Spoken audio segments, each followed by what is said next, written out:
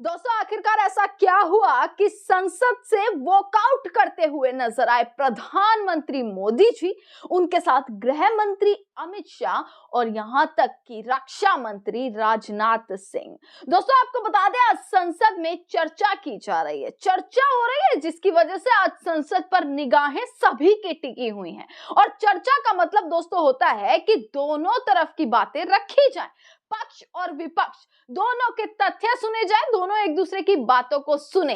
पर ऐसा शायद नरेंद्र मोदी की डिक्शनरी में नजर नहीं आ रहा है। दोस्तों, नरेंद्र मोदी ने वंदे मातरम पर चर्चा करी। अपने 60 मिनट के भाषण में नरेंद्र मोदी ने 13 बार कांग्रेस कांग्रेस किया, जिन्ना जिन्ना करते रहे। पर उसके बाद जैसे ही भाषण खत्म हुआ, तुरंत नरेंद्र मोदी वहां से चलते हुए नजर आए। जैसे ही विपक्ष ने नरेंद्र मोदी के सवालों का और उनके भाषण का जवाब देना शुरू किया, वैसे ही नरेंद्र मोदी वहां से वॉकआउट करते हुए नजर आए। और यही नहीं, उनके साथ साथ आप देखने को मिलेगा गौरव गोगोई ने जिस तरीके से मोदी जी के भाषण का एक एक जवाब दिया है, पूरा पलटकर जो पूरा पलटवार किया है, उसके बाद वहां पर ना सिर्फ मोदी जी ने वॉकआउट किया, बल्कि गृह मंत्री अमित शाह भी वहां नहीं दिखे। राजनाथ सिंह शुरुआत में दिखे, फिर वो भी नजर नहीं आए। नितिन गडकरी भी वहां नहीं दिखे, जिससे साफ नजर आ रहा है कि बीजेपी बस अपनी बात कहे, इनके मंत्री अपनी बात कहे, अपनी बातों को संसद में रखते हो, उसके बाद किसी के क्या तथ्य हैं, क्या उसका जवाब है, क्या है, ऐसा कुछ भी नहीं सुनना। दोस्तों, मैं आपको वीडियो दिखा रही हूं कि किस तरीके से आज विपक्ष ने हावी होते हुए कैसे नरेंद्र मोदी और तमाम उनके मंत्रियों को पूरा जवाब दिया है। पहले गौरव गोगोई खड़े हुए और उसके बाद अखिलेश यादव ने खूब बढ़िया पलटवार करते हुए वो लोग नजर आए हैं, और नरेंद्र मोदी और गृह मंत्री तमाम मंत्री वहां से जाते हुए नजर आए हैं। अखिलेश यादव ने किस तरीके से जमकर पलटवार किया, देखिएगा। उस भावना से जुड़ता हुआ और वंदे मातरम की भावना से जुड़ता हुआ जिस समय कलकत्ता के कांग्रेस के अधिवेशन में रविन्द्रनाथ टैगोर जी ने गाना गाया, गीत गाया, उसके बाद लोकप्रियता इसकी आम लोगों के बीच पहुंच गई। और जब कभी भी लोगों को अंग्रेजों के खिलाफ लड़ना होता था, तो यही वंदे मातरम का नारा देकर के लोगों को जोड़ने का काम करते थे। हमारा कोई भी आंदोलन रहा हो, स्वदेशी आंदोलन रहा हो, उसमें भी हम लोग इसी नारे के साथ चले। वंदे मातरम को लेकर के हम लोग इतना देश को एकजुट कर दिए कि अंग्रेज घबराने लगे। और जब अंग्रेज घबराने लगे, तो जहां कहीं भी वो देखते थे कि ये नारा लग रहा है, वहां पर देशद्रोही का कानून लगाकर लोगों को जेल भेज देते। ये भी इतिहास है कि जिस समय बंगाल में बच्चों ने गाना गाया, इस गीत को अपने क्लासरूम में गाया, उस समय भी अंग्रेजों ने उनके खिलाफ मुकदमा लगाकर उन्हें जेल भेजने का काम किया। ये वंदे मातरम अंग्रेजों ने बैन भी कर दिया। 1905 से लेकर के 1908 तक बैन कर दिया गया, और बैन के बाद भी लोग माने नहीं, हमारे क्रांतिकारी लोग माने नहीं, और वंदे मातरम को हमेशा उन्होंने अपने दिल और दिमाग में रखा और जनता के बीच में इस आंदोलन को आगे बढ़ाते रहे। सभापति महोदय, जो हमारे सत्ता पक्ष के लोग हैं, वो हर चीज को ओन करना चाहते हैं। ये 150वें वर्ष में जब हम वंदे मातरम याद कर रहे हैं, बंकिम चंद्र चट्टोपाध्याय जी को हम याद कर रहे हैं कि उन्होंने इतना महान गीत हमें दिया है। सत्ता पक्ष के लोग समय समय पर हमें देखने को मिलता है कि जो महापुरुष उनके नहीं हैं या जो चीज उनकी अच्छी नहीं है, उनको वो ओन करना चाहते हैं। 150वें वर्ष वंदे मातरम, मैं अभी वो बात कहूंगा और मैं बात कहूंगा और हमारे मंत्री जी उसका जवाब देना। सभापति महोदय, क्योंकि ये बात ओन करने की आ रही है, अपनाने की बात आ रही, तो मैं सभापति महोदय, मैं अपने सत्ता पक्ष के लोगों को याद दिलाना चाहता हूं। सत्ता पक्ष के लोगों की जो पार्टी आज है, भारतीय जनता पार्टी, जिस समय गठन हो रहा था, हमारे मुंबई और महाराष्ट्र के लोग जानते होंगे कि जिस समय गठन की चर्चा थी उस समय आपके जो अध्यक्ष चुने गए थे उनको जो भाषण देना उस पर भी बहस चल रही थी और बहस इस बात की थी कि भारतीय जनता पार्टी सेकुलर रास्ते पे जाएगी, सोशलिस्ट रास्ते पे जाएगी कि नहीं जाएगी। तमाम विरोध के बाद भी उस समय के उनके राष्ट्रीय अध्यक्ष जो चुने गए थे उन्होंने वही रास्ता अपनाया अपने भाषण में, समाजवादी आंदोलन, समाजवादी विचारधारा और सेकुलर रास्ता अपनाया। और वही नहीं जो उनका मंच था उसमें जयप्रकाश जी की तस्वीर लगा करके भी उन्होंने लोगों को ये भ्रम फैलाने की कोशिश की कि जेपी के रास्ते पर भारतीय जनता पार्टी चलेगी। बताएं माननीय मंत्री जी, आप कितने सेकुलर हैं आज, कितने सोशलिस्ट हैं आज? अभी गौरव गोगोई जी ने ठीक कहा, इंडिगो का हवाई जहाज उड़ नहीं रहे हैं, उड़ नहीं रहे कि उड़ाए नहीं जा रहे हैं? उड़ाए नहीं जा रहे। और क्या बात कही गई थी कि गरीब भी उसमें चल सकेगा। इसलिए सभापति महोदय, मैं बात दूसरी तरफ नहीं ले जाना चाहता हूं। वंदे मातरम सिर्फ गाने के लिए नहीं है, निभाने के लिए भी होना चाहिए। सभापति महोदय, आज हम आकलन करें, पीछे मुड़ करके देखें कि हम इस वंदे मातरम को कितना निभा रहे हैं।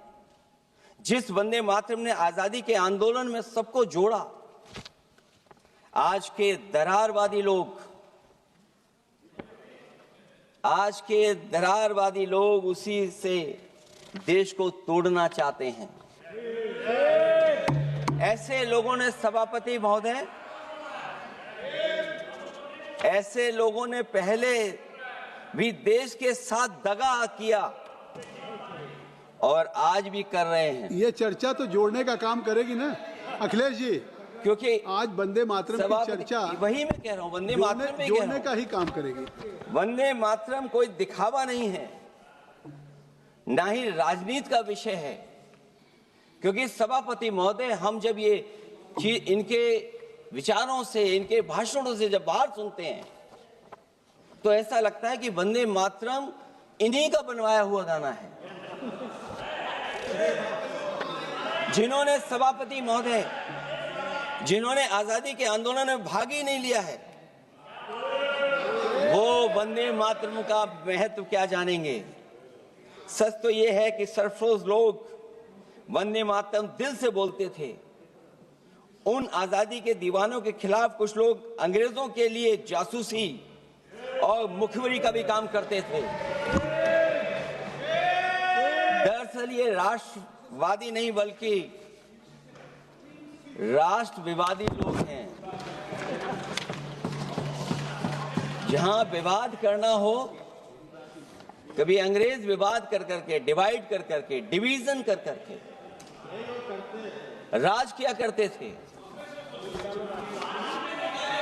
सभापति महोदय, आज भी वही रास्ता कुछ लोग अपना रहे हैं। वो डिवीजन का रास्ता अपना रहे हैं, डिवाइड का रास्ता अपना रहे हैं, दरारवादी रास्ता अपना रहे हैं। इनका इतिहास खंगाला जाए कि इन्होंने आजादी के पहले और आजादी के बाद वंदे मातरम क्यों नहीं गाया। ये सभापति महोदय, आज जब हम वंदे मातरम पे इतनी चर्चा कर रहे हैं, जिस भाव से हम लोग यहाँ बैठे हैं, कम से कम ये भी खंगाला जाए इतिहास में कि वंदे मातरम कुछ लोगों ने कब गाया। उन मुखबरों से ये सवाल पूछा जाए कि स्वतंत्रता के बाद भी उन्होंने अपना गीत क्यों बनाया। उनकी एक रंगी सोच ने तिरंगा क्यों नहीं फहराया। वंदे मातरम सियासत के झूठे राष्ट्रवादियों के लिए नहीं है, गलत लोगों की गलत मंशा पूरा देश समझता है और केवल यही नहीं ओन करते हैं। कभी कभी भारत माता का जो चित्र है, जो पेंटिंग कभी बंगाल के महान लोगों ने बनाई थी,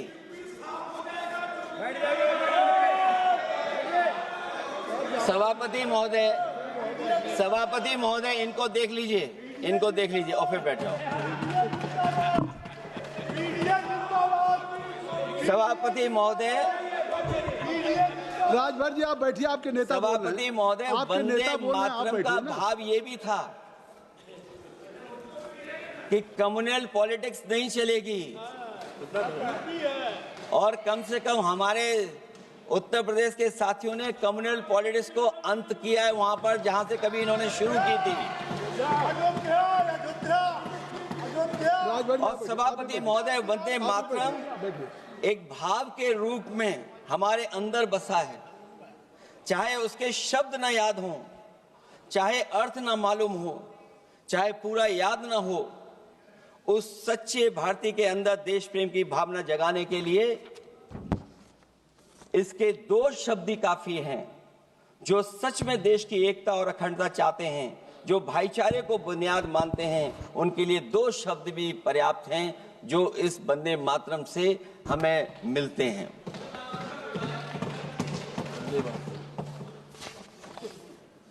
दूसरा किस्सा सुना दो अध्यक्ष महोदय। सभापति महोदय, इनका इतिहास खंगाल लीजिए, पूरा निकाल लीजिए। चुनावी सभाओं में कभी बाबा साहब भीमराव अंबेडकर जी की तस्वीर ये लोग नहीं लगाते थे। ये बात अगर सही हो तो बता दो। और ये तस्वीर कब लगाना शुरू किए?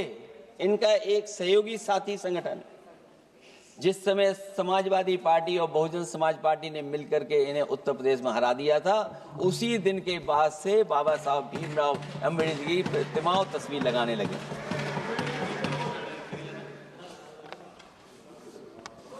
इसलिए सभापति महोदय,